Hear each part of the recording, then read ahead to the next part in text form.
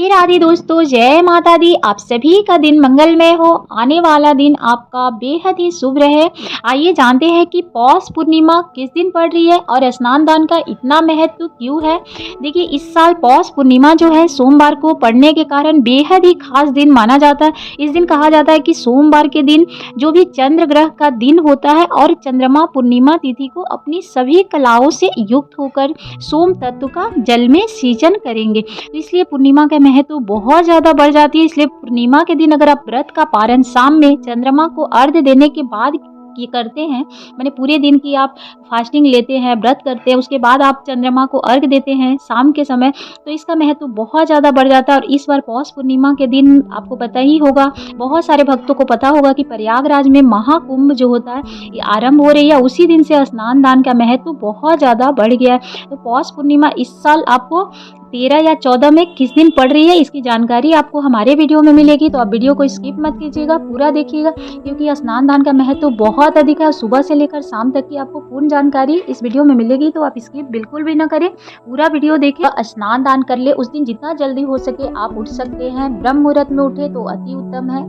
उठकर आपको स्नान दान कर लेना चाहिए। ऐसे ठंड का मौसम है, फिर भी आप हो सके तो जो खास दिन होती है पूर्णिमा या एकादशी या फिर ऐसे व्रत वाले दिन, तो आप कम से कम जितना जल्दी स्नान करके आप दान पुण्य कर लेते हैं तो उसकी फल आपको 10 गुना बढ़ के मिलती है।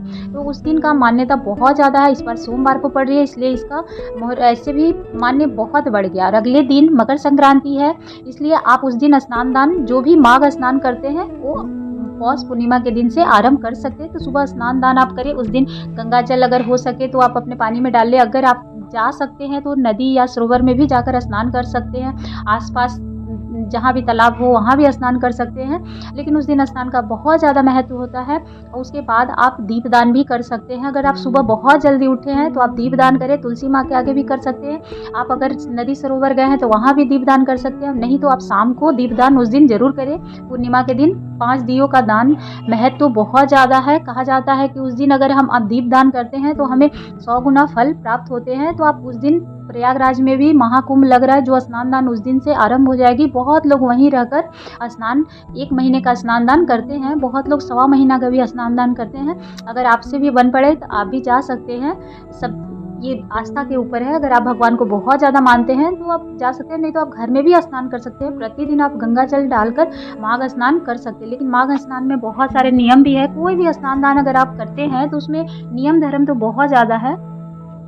आप नियम ले, क्योंकि जब आप स्नान करेंगे तो उसमें तामसिक भोजन नहीं बनानी होती है, नहीं खानी होती है। तो ये सब भी मानना पड़ता है। प्रतिदिन स्नान करके उस दिन दान पुण्य का भी महत्व बहुत अधिक होता है। सात्विक भोजन करना होता है। और बहुत लोग तो ज़मीन में क्या बोलते हैं या फिर चौकी पे सोते हैं, तो उतना आपसे बन पाए तो आप ज़रूर करें। और नहीं तो आप ऐसे भी प्रणाम कर सकते हैं। आप 14 तारीख का स्नान कर सकते हैं, पूर्णिमा के दिन स्नान कर सकते हैं। पूर्णिमा से बहुत सारी चीज़ खरीदने की भी परंपरा है, क्योंकि पूर्णिमा शुभ दिन होता है। तो मकर संक्रांति हम मनाते हैं तो पूर्णिमा को ही सारी सामग्री हम उस दिन खरीद लेते हैं। भगवान के नाम पूरा दिन आप व्रत करके शाम में आप चंद्रदेव को अर्घ देकर अपना व्रत जो भी है उस दिन फल फूल खा सकते हैं। आप दान पुण्य तो आपको दिन में ही कर लेनी है, शाम के समय दान पुण्य न करें।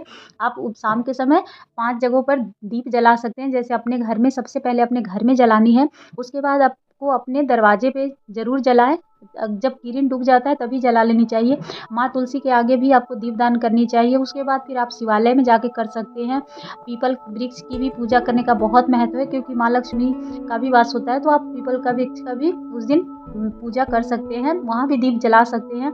आप सोमवार के दिन पड़ रही है तो आप जाकर बेलपत्री के वृक्ष के नीचे भी आप दिया जरूर लगाएं। तो इस तरह से आप सभी जगह दिया लगाकर आशीर्वाद पा सकते हैं, क्योंकि इसका महत्व बहुत अधिक है। और इस साल तो मकर संक्रांति मंगलवार को आ रही है, तो उस दिन का भी महत्व बहुत है। 14 दीपदान का, उसका वीडियो मैं ऑलरेडी अपने चैनल पर डाली हूँ, आप देख सकते हैं। तो इस तरह से पूर्णिमा पड़ कब रही है, तो सबसे पहले तो आप ये जान लीजिए पौष पूर्णिमा इस साल जो है 13 जनवरी को पड़ रही है। उस दिन महाकुंभ भी आरंभ हो रहा है और उस दिन पूरा दिन आप पूजा अर्चना कर सकते हैं विधिवत। अपना सुबह सबसे पहले आप स्नान दान करके साफ सुथरे स्वच्छ कपड़े पहन के उसके बाद आप अपने पूजा स्थान पर बैठ के विधिवत पूजा जैसे करते हैं कर सकते हैं, क्योंकि उस दिन दीप दान का भी बहुत महत्व है। पूर्णिमा के दिन ऐसे भी किसी को भी कुछ रुपए भी दान कर सकते हैं, कुछ भी अनाज दान कर सकते हैं। उस दिन शाम को आप हो सके तो उस दिन खीर बनाएं कुछ अच्छी चीज़ें ज़रूर बनानी चाहिए। खीर का महत्व तो बहुत अधिक है। आप चंद्रदेव को जब अर्घ दे उसके बाद आप खीर का भी प्रसाद चढ़ा सकते हैं। तो आप चंद्रदेव को अर्घ देने का जो समय है वो आप 5:04 पे है, तो आप देख लें उस दिन पूजा का महत्व बहुत अधिक बढ़ जाता है। तो विधिवत आप पूजा करें, दान पुण्य करें, दीपदान करना बहुत आवश्यक है। तो इस तरह से आप पूर्णिमा का व्रत मना सकते हैं और स्नान दान अगर माघ का आप करना चाहते हैं तो उसी दिन से आरंभ कर सकते हैं। जो भी आपको खरीदारी करनी है आप ला सकते हैं अपने घर में, पूजा की सारी सामग्री उस दिन ला सकते हैं। जो अगले दिन से आप नियम से पूजा करना चाहते हैं, मकर संक्रांति के दिन दान पुण्य करना चाहते हैं तो आप पूर्णिमा के दिन सारी खरीदारी कर सकते हैं। पूरे दिन का व्रत करें। अगले दिन तो आपको अपनी खिचड़ी दिवस भी मनानी है, उस दिन मकर संक्रांति भी कहते हैं। तो इस तरह से आप अगले दिन का भी पूजा अर्चना कर सकते हैं। अगर आपको हमारी जानकारी अच्छी लगी हो तो एक लाइक एंड सब्सक्राइब जरूर करिएगा। धन्यवाद। जय माता दी। आप सभी का दिन मंगलमय हो।